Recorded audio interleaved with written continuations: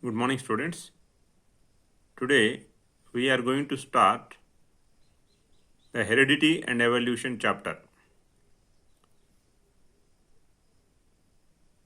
We all are surprised to see that children are having similar characters to their parents. Grandchildren will have not more similarities but certain similarities to their grandparents. And you can see from one species, all animals, they look more or less with similar characteristics. And we can see there are different types of plants and animals that are present on this earth. So, how these similarities are observed among the organisms of one species, and how different types of organisms are present in this nature. If we have to understand all these things, we need to learn this chapter, heredity and evolution. Right? You might have heard of certain regional words like varasatva, anuvamshika, right? Anuvamshikata, etc. So, we are going to use those terms in English for our better understanding. Inheritance and heredity. Many biology teachers, they confuse, they just make the children also get confused about these two terms. And many of them say that inheritance and heredity both are same. Inheritance or heredity, like that they say. Not exactly. There is a difference between inheritance and heredity. Heredity is pure biological term, whereas inheritance, it can be used generally and it can be used in biology also. First of all, before understanding heredity, we need to understand inheritance. What is inheritance? The process of passing on something from parents to offspring. That is inheritance. Right? The process of passing on something from parents to offspring. So, parents can pass on many things to their children. Right? Parents can pass on many things to their children. Certain things they pass on with their will. If they feel like to pass on them, then only they will pass on them. But their characteristics, physical features, biological features, whether they are willing or not willing, they will be passed on to their children. Whereas their properties, if they are interested in passing on, then only they will be passed on to their children. So, the process by which the progeny or offspring or children get the belongings from their parents is known as inheritance. Here, compulsorily, children get the characteristics of their parents during this process of inheritance. And with the will of parents, they may get the properties of their parents or debts of their parents also. Right? Okay. Now coming to heredity.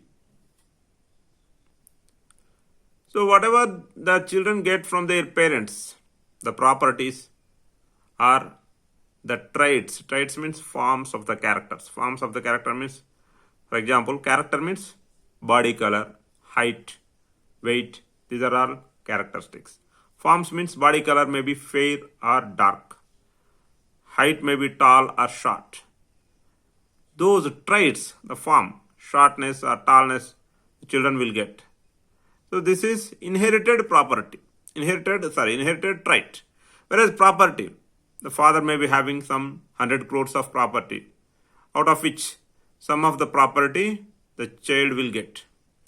So inherited property, that is inherited property. Likewise, inherited traits. Whether the children get inherited properties or not, they definitely get the inherited traits. Okay, right. Biological inheritance of the traits. Simply, heredity means the biological inheritance of the traits. Heredity is the biological process of genetic transmission of characters from parents to offspring. Means the genes of the parents are transferred to the children. So automatically the characters of the parents also are transferred to the children. This process, this biological process of genetic transmission of characters from parents to offspring or parents to children is known as heredity. Heredity. Will it be stopped from one generation to the next generation, or will it be continued for generations together? It will be continued for generations together. So many generations together form what in our regional term? Vamsha. So throughout the generations, the characters are getting inherited or passed on from one generation to the next generation. This process of passing on of characters from one generation to the next generation, likewise to several consecutive generations, is known as heredity. Okay, Anuvamshika. This is what called Anuvamshika, right? So, people will definitely have Anuvamshika Lakshana, but people will not have Anuvamshika Sampada, right? So, you can understand it very clearly. From generations together, whatever the characters are there, psychological characters and physical characters, they will be definitely getting the people. But from generations together, the properties they may get, they may not get. It is not practically possible compulsorily, right? So people will get Anuvamshika Lakshana, but not necessarily they get Anuvamshika Sampada. Examples of hereditary traits like hereditary diseases, right? Okay. There are hereditary traits, but no hereditary properties generally. Inherited properties will be there, right? But there is inherited trait as well as inherited property both. There is Anuvamshika Lakshana, but there is no Anuvamshika Sampada. There are both Varasatva Lakshana and Varasatva Sampada, right? Both are there. Inheritance can be used generally and biological, that's what here I said. So, inheritance, the term inheritance can be used both biologically and generally, whereas heredity can be used only biologically. Please remember it. So, we have clearly understood what is inheritance and what is heredity. Let us understand what is evolution. Simply to speak, evolution is the development of new things over a period of time by the accumulation of changes. There are so many evolutions: technological evolutions, psychological evolutions. Here, we are not discussing those technological evolution, psychological evolution, all those things. We are discussing about the evolution of organisms, right? So, earlier it is not there, now it is present. But definitely it is formed from the previously existing ones, right? That is what called evolution. The gradual process of development of new structures and new organisms by the accumulation of changes over a period of time is known as evolution. So, The gradual process of development of new structures and new organisms by the accumulation of changes over a period of time is known as evolution. So this gradual process of development of new structures and new organisms, from where they are formed? They are formed from the previously existing ones. So if you want to write a lengthy definition, clear definition, you can write like this. The gradual process of development of new structures and new organisms from the old structures and old organisms by the accumulation of changes over a period of time is known as evolution.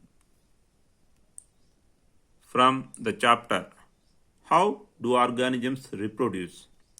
We have learnt reproductive processes give rise to new individuals, that we have learnt, and the new individuals that are developed by the reproductive process will be only similar with each other or with one to each other, but never be same to each other. Right? Why? Because they are slightly different from one another. It is too much. Being slightly different from each other, it is said similar to each other, not the same. It is not the reason. Yes. Why? Due to the variations in the copies of their DNA. What is the basic event of reproduction? Making a copy of DNA. While making copy of DNA, what are going to take place? Slight errors in the biochemical reactions of making the copy of DNA are going to take place.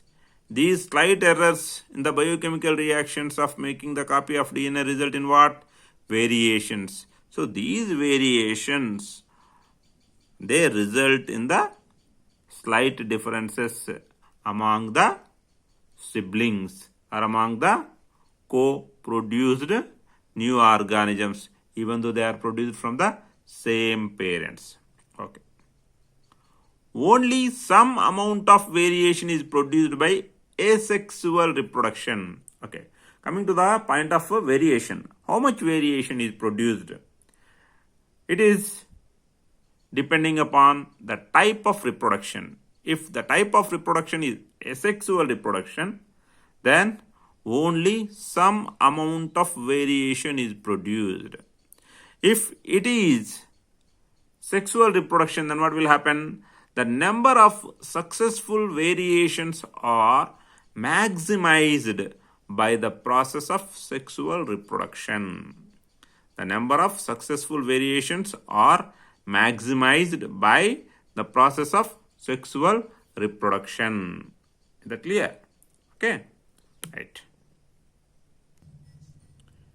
As asexual reproduction gives rise to only less number of variations, the organisms that are produced by asexual reproduction exhibit less differences and more similarities. When variation is less, difference also will be less and similarities will be more. So asexual reproduction is giving rise less variation. So the difference between among the newly produced organisms will be less and similarities will be more. In contrary to this asexual reproduction, sexual reproduction is giving rise more number of successful variations.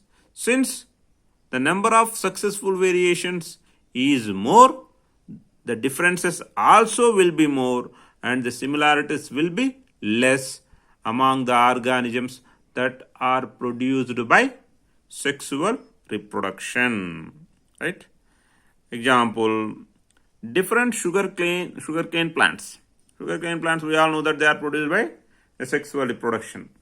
Different sugarcane plants that are propagated in the same field, they exhibit less number of differences among themselves, whereas humans of a population exhibit more differences among themselves since humans are produced by sexual reproduction, right?